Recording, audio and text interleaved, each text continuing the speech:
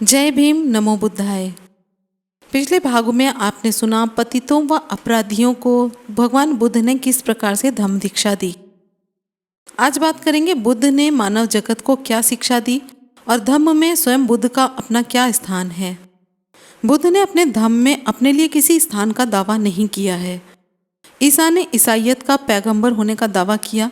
इससे आगे उसने यह भी दावा किया कि वह खुदा का बेटा है। ईसा ने यह भी शर्त निश्चित की कि जब तक कि कोई आदमी यह ना स्वीकार करे कि ईसा खुदा का बेटा है, तब तक उसकी मुक्ति हो ही नहीं सकती। इस प्रकार ईसा ने किसी भी ईसाई की मुक्ति के लिए अपने आप को खुदा का पैगंबर और बेटा मानने की अनिवार्य शर्त रखकर ईसाइयत में अपने लिए एक खास स्थान बना लिया। इस्लाम के पैगंबर मोहम्मद साहब का दावा था कि वह खुदा द्वारा भेजे गए इस्लाम के पैगंबर थे। उन्होंने आगे और दावा किया कि कोई आदमी तब तक निजात नहीं पा सकता जब तक वह ये दो बातें और न स्वीकार करे।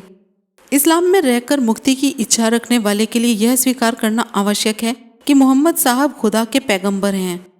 जो इस्लाम में रहकर मुक्ति चाहने वालों के लिए यह भी स्वीकार करना आवश्यक है मोहम्मद साहब खुदा के आखिरी पैगंबर हैं। इस प्रकार इस्लाम में मुक्ति केवल उन्हीं के लिए निश्चित है जो ऊपर की दो शर्तों को स्वीकार करते हैं। इस तरह मोहम्मद साहब ने किसी भी मुसलमान की मुक्ति उसके द्वारा उन्हें खुदा का पैगंबर स्वीकार करने की अनिवार्य शर्त पर निर्भर करवाकर अपने लिए इस्लाम में एक खास स्थान बना लिया। भगवान बुद्ध ने कभी ऐसी कोई शर्त नहीं रखी। उन्होंने स्वयं को शुद्धोधन और महामाया का स्वाभाविक पुत्र होने के अतिरिक्त कोई दावा नहीं किया। उन्होंने ईसा मसीह या मोहम्मद साहब की तरह मुक्ति की शर्त लगाकर अपने धम्म शासन में अपने लिए कोई खास स्थान सुरक्षित नहीं रखा। यही कारण है कि इतना प्रचुर ग्रंथ समूह रहते हुए भी हमें बुद्ध के व्यक्तिगत जीवन के बारे में इतनी कम जानकारी प्राप्त है। जैसा कि ज्ञात है कि भगवान बुद्ध के महापरिनिर्वाण के बाद राजगृह में प्रथम बौद्ध कॉन्फ्रेंस हुई थी। उस कॉन्फ्रेंस में महाकश्यप अध्यक्ष थे। आनंद, उपाली और अन्य दूसरे लोग जो कपिल वस्तु के ही थे और जो जहाँ जहाँ भगवान बुद्ध गए प्रायः हर जगह मृत्यु पर्यंत उनके साथ रहे, वे सभी वहाँ उपस्थित थे। लेकिन अध्यक्ष महाकश्यप ने क्या किया? उन्होंने आनंद से कहा कि वे धम्म को दोहराएं और तब संगीती कारकों से पूछा, क्या यह ठीक है? उन्होंने हाँ में उत्तर दिया। महाकश्यप ने तब उस विषय पर प्रश्न करना समाप्त कर दिया। तब महाकश्यप ने उपाली से कहा कि वह विनय का संगायन करें और तब संगीती कारकों से पूछा कि क्या यह ठीक है? उन्होंने हाँ में उत्तर दिया। महाकश्यप ने तब इस विषय पर प्रश्न समाप्त कर दिया। तब महाकश्यप को चाहिए था कि वह वहाँ संगीती में उपस्थित किसी को तीसरा प्रश्न करते और आज्ञा देते कि वह भगवान बुद्ध के जीवन की मुख्य घटनाओं को बताएं। लेकिन महाकश्यप ने ऐसा नहीं किया। उन्होंने सोचा कि धम्म और विनय ही दो ऐसे विषय हैं जिनसे संघ का सरोकार है। यदि महाकश्यप ने भगवान बुद्ध के जीवन की घटना का ब्यौरा तैयार कर लिया होता तो आज हमारे पास भगवान बुद्ध का एक पूरा जीवन चरित्र होता। भगवान बुद्ध की मुख्य घटनाओं का एक ब्यौरा तैयार करने की बात महाकश्यप को क्यों नहीं सूझी? इसका कारण उपेक्षा नहीं हो सकती। इसका केवल एक ही उत्तर है कि भगवान बुद्ध ने अपने धम्म शासन में अपने लिए कोई विशेष स्थान सुरक्षित नहीं रखा था। भगवान बुद्ध और धम्म सर्वथा अलग अलग थे। उनका अपना स्थान था, धम्म का अपना। भगवान बुद्ध द्वारा स्वयं को धम्म से पृथक रखने का एक उदाहरण है और उनके द्वारा अपना उत्तराधिकारी बनाना अस्वीकार करना। 2-3 बार भगवान बुद्ध के अनुयायियों ने उनसे प्रार्थना की कि वे किसी को अपना उत्तराधिकारी नियुक्त करें। हर बार भगवान बुद्ध ने अस्वीकार कर दिया। उनका उत्तर था, धम्म ही धम्म का उत्तराधिकारी होना चाहिए। धम्म को स्वतंत्र रूप से अपने पर ही निर्भर रहना चाहिए, किसी व्यक्ति के अधिकार के बल पर नहीं। यदि सिद्धांत को किसी व्यक्ति के अधिकार पर निर्भर रहने की आवश्यकता है तो फिर वह सिद्धांत ही नहीं। यदि धम्म की प्रतिष्ठा के लिए हर बार इसके संस्थापक का नाम रटते रहने की आवश्यकता है तो वह धम्म नहीं है। अपने धम्म को लेकर स्वयं अपने बारे में भगवान बुद्ध का यही दृष्टिकोण था। भगवान बुद्ध ने कभी किसी को मुक्त करने का आश्वासन नहीं दिया। उन्होंने कहा कि वे मार्गदाता हैं, मोक्षदाता नहीं। बहुत से धर्म इलाही धर्म माने जाते हैं किंतु भगवान बुद्ध का धर्म इलाही धर्म नहीं है। कोई धर्म इलाही धर्म इसलिए कहलाता है कि वह ईश्वर का संदेश है जो उसके द्वारा निर्मित प्राणियों के नाम होता है कि वे अपने रचयिता ईश्वर की पूजा करें और अपनी आत्माओं की रक्षा करें। प्रायः यह संदेश किसी चुने हुए व्यक्ति के द्वारा भेजा जाता है जो पैगंबर कहलाता है। जिसे वह संदेश प्रकट किया जाता है और फिर वह उस संदेश को लोगों के सामने प्रकट करता है, तब वह धर्म कहलाता है। यह पैगंबर का कर्तव्य है कि जो उस धर्म में विश्वास रखते हैं उनके लिए वह मोक्ष लाभ निश्चित करे। उस धर्म में विश्वास रखने वाले की मुक्ति का अर्थ है उनकी आत्माओं की रक्षा करना तथा उन्हें नरक में जाने से बचाना, बशर्ते कि वे ईश्वर की आज्ञा का पालन करें और पैगंबर को उसका दूत माने। बुद्ध ने कभी भी अपने को खुदा का पैगंबर होने का दावा नहीं किया। यदि कभी किसी ने ऐसा समझा तो भगवान बुद्ध ने उसका खंडन किया। इससे भी बड़ी महत्वपूर्ण बात यह है कि भगवान बुद्ध का धर्म एक खोज है, इसलिए इसे किसी भी इल्हामी धर्म से सर्वथा भिन्न समझा जाना चाहिए। भगवान बुद्ध का धर्म इन अर्थों में एक आविष्कार या खोज है क्योंकि यह पृथ्वी पर मानवीय जीवन की स्थिति के गंभीर अध्ययन का एक परिणाम है और जिन स्वाभाविक प्रवृत्तियों को लेकर आदमी ने जन्म ग्रहण किया है उन्हें पूरी तरह समझ लेने का परिणाम है और साथ ही उन प्रवृत्तियों को भी जिन्हें आदमी के इतिहास और परंपराओं के परिणाम स्वरूप जन्म दिया है, जो मानव के हित में नहीं है। सभी पैगंबरों ने मुक्ति का आश्वासन दिया है। भगवान बुद्ध ही एकमात्र ऐसे महापुरुष हुए हैं जिन्होंने इस प्रकार का कोई आश्वासन नहीं दिया। उन्होंने मोक्षदाता और मार्गदाता के अर्थ में पूर्ण अंतर रखा है, अर्थात एक तो मोक्ष देने वाला है, दूसरा केवल उसका मार्ग बताने वाला। भगवान बुद्ध केवल मार्गदाता थे। अपनी मुक्ति के लिए हर किसी को स्वयं प्रयास करना होता है। उन्होंने एक सूत्र में ब्राह्मण मोगलान को यह बात सर्वथा स्पष्ट कर दी थी। एक बार भगवान बुद्ध श्रावस्ती में बिखार माता के प्रसाद पूर्वाराम में ठहरे हुए थे। तब ब्राह्मण मोगलान गणक तथागत के पास आया और मित्रवत अभिवादन करके कुशल क्षेम पूछने के पश्चात एक ओर बैठ गया। इस प्रकार बैठे हुए ब्राह्मण मोगलान गणक ने तथागत से कहा, श्रमण गौतम, जिस प्रकार आदमी किसी बहुमंजिले प्रसाद की प्रगति को देखते हुए क्रम के अनुसार एक के बाद एक सीढ़ी से होता हुआ ऊपर की अंतिम सीढ़ी तक जा पहुंचता है, इसी प्रकार हम ब्राह्मणों की शिक्षा भी क्रमिक है, क्रमशः है, अर्थात हमारे वेदों के अध्ययन का पाठ्यक्रम भी ऐसा ही क्रमिक है। श्रमण गौतम, जैसे धनुर्विद्या में उसी प्रकार हम ब्राह्मणों में प्रशिक्षण, प्रगति और एक के बाद एक सीढ़ी होते हुए ऊपर पहुंचना होता है, वैसे ही जैसे गणना में होता है। जब हम विद्यार्थी को लेते हैं तो हम उसे इस प्रकार गणना सिखाते हैं, 1 1, दूनी 2, तिया 3, चौके 4 और इसी तरह 100 तक। अब श्रमण गौतम, क्या आपके लिए भी यह संभव है कि आप ऐसे ही शिक्षण का परिचय दे सकें जो क्रमिक हो, जिसमें आपके धम्म में अनुयायी उसी प्रकार शिक्षा ग्रहण करते हों? तथागत ने कहा, ब्राह्मण, यह ऐसा ही है। एक चतुर अश्व शिक्षक को ही ले लो। वह एक अच्छी नस्ल के घोड़े को प्रशिक्षण में लेता है। सबसे पहले वह उसके मुंह में लगाम लगाकर उसे साधता है, फिर धीरे धीरे आगे का पाठ्यक्रम सिखाता है। इसी प्रकार हे ब्राह्मण, ऐसे ही तथागत उस आदमी को वो साथ लेते हैं जिसे प्रशिक्षण देना होता है और उसे प्रथम शिक्षा इस प्रकार देते हैं, आओ आवुस, शीलवान बनो, पातिमोक्ष के नियमों का पालन करो, सदाचरण को ठीक प्रकार से जान लो, छोटे छोटे दोषों के संकट को भी देखते हुए प्रशिक्षण ग्रहण करो और विनय में शिष्य बनो। जब वह इस प्रकार प्रथम शिक्षा में प्रवीण हो जाता है तो तथागत उसे दूसरा पाठ इस प्रकार देते हैं, श्रमण आओ, आँख से किसी रूप को देखकर उसके सामान्य स्वरूप अथवा उसके ब्यौरे के प्रति आसक्त न हो।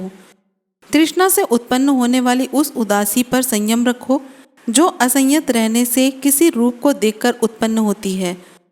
ये अकुशल अवस्थाएं बाढ़ की तरह आदमी को समेट लेती हैं। चक्षु इंद्रियों पर संयम रखो, रूप को देखकर पैदा होने वाली भावना पर नियंत्रण रखो और इसी प्रकार अपनी दूसरी इंद्रियों के विषय में भी सावधान रहो। जब तुम कान से कोई शब्द सुनो या नाक से कोई गंध सूंघो, जिह्वा से कोई चीज चखो या शरीर से किसी का स्पर्श करो और जब तुम्हारे मन में तत्संबंधी संज्ञा पैदा हो तो उस वस्तु के सामान्य स्वरूप अथवा उसके ब्यौरे के प्रति आसक्त मत हो। जैसे ही वह उसमें पारंगत हो जाता है तो तथागत उसे अगला पाठ इस प्रकार देते हैं, श्रमण आओ, भोजन के विषय में मंत्रज्ञ हो, सावधानी पूर्वक भोजन करो, न कि मजे के लिए, न मद के लिए, न मनोरंजन के लिए, न शरीर को सजाने के लिए, बल्कि जब तक शरीर है तब तक इसे स्थिर बनाए रखने के लिए, हिंसा से बचने के लिए तथा श्रेष्ठ जीवन व्यतीत करने के लिए ही भोजन ग्रहण करो। भोजन ग्रहण करते समय मन में यह विचार रहना चाहिए कि मैं पहले की वेदना को नियंत्रित कर रहा हूँ, नई वेदना को उत्पन्न नहीं होने दूंगा जिससे मुझे अनुरक्षण और आराम प्राप्त हो। ब्राह्मण, जब वह भोजन के विषय में संयत हो जाता है तब तथागत उसे अगला पाठ इस प्रकार पढ़ाते हैं। श्रमण आओ, जागरूकता का अभ्यास करो। दिन के समय चलते हुए या बैठे हुए अपने चित्त को उन चित्त मलों से परिशुद्ध करो जो बाधक हो सकते हैं। रात के पहले पहर में भी चलते फिरते या बैठे हुए ऐसा ही करो। रात के दूसरे पहर में सिंह सैया से दाहिनी करवट लेटकर एक पैर को दूसरे पांव पर रखे हुए जागरूकता तथा सम्यक जानकारी युक्त अप्रमादरत रहकर अपने विचारों को उद्योगरत करो। तब रात के तीसरे पहर में जाग कर चलते हुए या बैठे हुए अपने चित्त को चित्त मलों तथा बाधाओं से परिशुद्ध करो। और ब्राह्मण, जब यह जागरूकता का अभ्यासी हो जाता है तो तथागत उसे अगला पाठ देते हैं। श्रमण आओ, जागरूकता और स्वयं संयम से युक्त हो जाओ और आगे चलते हुए या पीछे हटते हुए अपने आप को संयत रखो।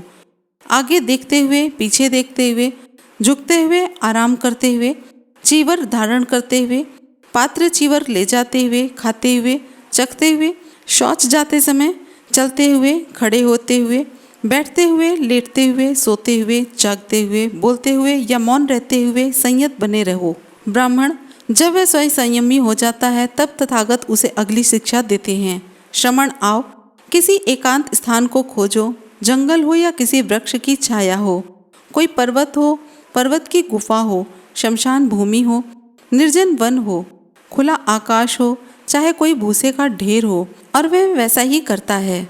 जब वह भोजन कर लेता है तो पालथी लगाकर बैठता है और शरीर को सीधा रखकर चारों ध्यानों का अभ्यास करता है।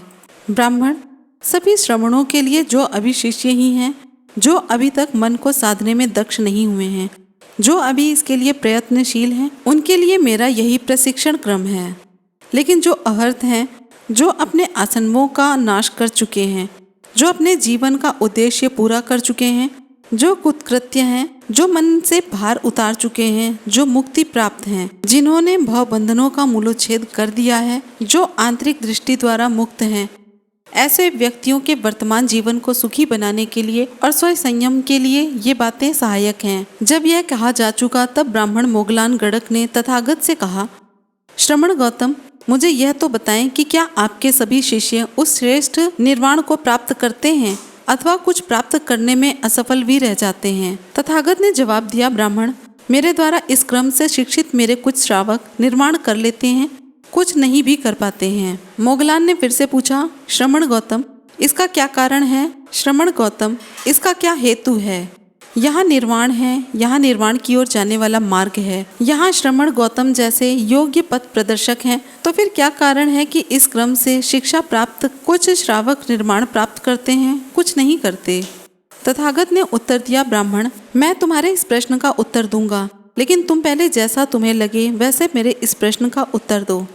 ब्राह्मण, अब तुम यह बताओ कि क्या तुम राजगृह की ओर जाने वाले मार्ग को अच्छी तरह जानते हो? मोगलान ने जवाब दिया, श्रमण गौतम, मैं निश्चय से राजगृह की ओर जाने वाले मार्ग को अच्छी तरह जानता हूँ। तथागत ने कहा, अब कोई एक आदमी आता है और राजगृह जाने का मार्ग पूछता है, लेकिन उसे जो रास्ता बताया जाता है उसे छोड़कर वह गलत रास्ता पकड़ लेता है और चल देता है, पूर्व की बजाय पश्चिम की ओर चल देता है। तब एक दूसरा आदमी आता है और वह भी रास्ता पूछता है और तुम उसे भी ठीक ठीक वैसे ही रास्ता बता देते हो। वह तुम्हारे बताए रास्ते पर चलता है और सकुशल राजगृह पहुंच जाता है। मोगलान बोला, मेरा काम तो रास्ता बता देना था। भगवान बुद्ध ने कहा, तो ब्राह्मण, मैं भी इस विषय में क्या कर सकता हूँ? तथागत का काम तो केवल रास्ता बता देना है। यहाँ यह संपूर्ण और सुस्पष्ट कथन है कि तथागत किसी को मुक्ति का आश्वासन नहीं देते, वे केवल मुक्ति पथ के प्रदर्शक हैं।